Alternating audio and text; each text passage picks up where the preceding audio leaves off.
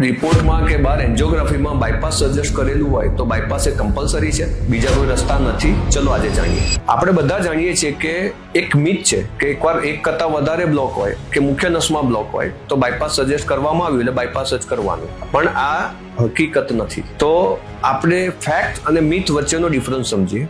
અત્યારની નવી technique experience doctor અને એઆઈ ગાઈડેડ એન્જિયોપ્લાસ્ટીથી બાયપાસ કરતાં પણ સારું રિઝલ્ટ મળી રહ્યું છે, જે પેશન્ટ ફ્રેન્ડલી છે. આપણે જનરલ એનેસ્થેસિયાને એવોઇડ કરી શકીએ છીએ, લોકલ એનેસ્થેસિયામાં થઈ જાય છે. માત્ર એક હાથના છિદ્ર થ્રુ આખી એન્જિયોપ્લાસ્ટી કમ્પ્લીટ થાય અને 2 દિવસમાં પેશન્ટ ડિસ્ચાર્જ થાય. આનાથી વધારે શું સારું હોય? ટ્રાયલ પણ આવી ગયા છે.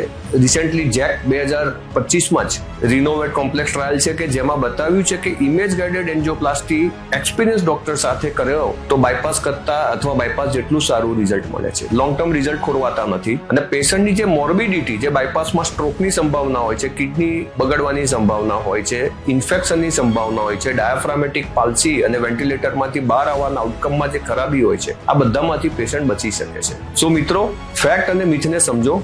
બાયપાસ એટલે જરૂરી નથી કે બીજાએ બાયપાસ કીધું હોય તો બધું બાયપાસ જ હોય. અમારા ત્યાં આવા 10 બાયપાસ સજેસ્ટ કરેલામાંથી અમે 8ની સરળતાથી એન્જિયોપ્લાસ્ટી કરીને લોંગ ટર્મ રિઝલ્ટ આપેલા છે અને જે તમે અમારા ટેસ્ટિમોનિયલમાં બી ચેક કરી શકો છો. Thank you. નમસ્કાર.